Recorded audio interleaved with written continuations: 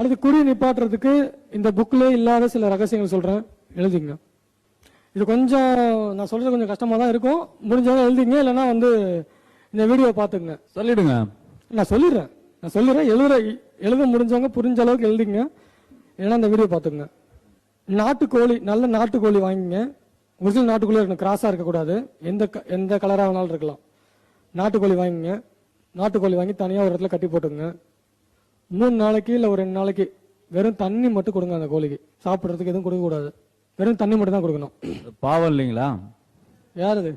அதனால நம்ம இதெல்லாம் ஹெவி சாப்பாடு கொடுத்துடலாம், விரதம் இருக்கட்டும் 2 நாளைக்கு.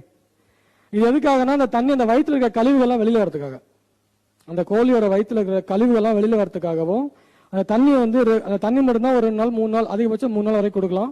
அந்த கழிவுகள்லாம் அந்த மலம் வழியா வெளியில வந்ததுக்கு அப்புறம் 4வது நாள் கேழ்வரகு, ராகி சொல்லுவாங்க இல்லையா, ராகி கேழ்வரகு, அது மட்டும்தான் சாப்பாடா கொடுக்கணும்.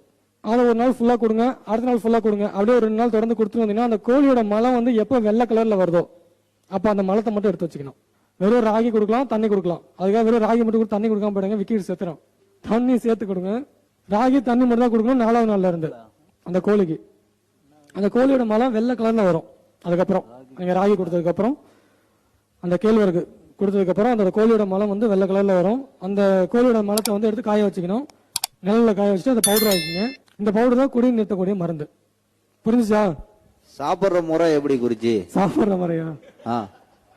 நீங்க குடிக்கிறவங்களுக்கு தெரியாமையும் கொடுக்கலாம், தெரிஞ்சும் கொடுக்கலாம், சரக்குல கலந்தும் கொடுக்கலாம், சாப்பாடுல கலந்தும் கொடுக்கலாம், அது உங்களோட விருப்பம். கூட மந்திரம் சேர்த்து சொல்ற மாதிரி தான் மந்திரம் சேர்த்துங்க, தப்பு கிடையாது. இன்னும் வீரியமா வேலை செய்யும். மாமிசத்துல கொடுக்கலாமா? எதுல வேணாலும் கொடுங்க, ஆக மொத்தம் கொடுத்தா போதும். டெஸ்ட் பண்ணணும்னு நீங்க நினைச்சீங்கன்னா நீங்க சாப்பிட்டு பாருங்க. ஃபர்ஸ்ட் டெமோ மைக்க கையில வச்சுட்டு கேள்வி கேளுங்க. எவ்வளவு அளவு கொடுக்கணும், எத்தனை நாளைக்கு கொடுக்கணும் குருஜி?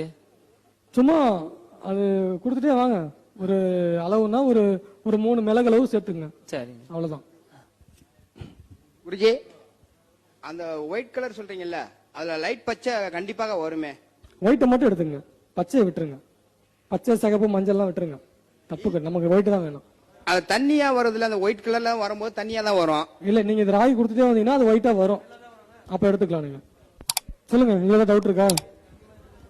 இப்ப குடி நிறுத்துறதுக்காக சொல்லிட்டீங்க, அதுல இந்த ஆன்ஸ் பாக்கு மத்த போதை பொருள் எதுவா இருந்தாலும் பண்ணிக்கலாங்களா? அதுக்கு மெத்தட் இது வெறும் குடிக்கு மட்டும்தான். சிகரெட்டுக்கு அடுத்து வரேன், பாம்பராக்கு சிகரெட்லாம் அடுத்து வரேன். குருஜி, எந்த எஃபெக்ட் வராது, அவ்வளவுதான். குருஜி, திருப்பி அவரால் குடிக்க முடியாது, அவ்வளவுதான். குடிக்க முடியாது.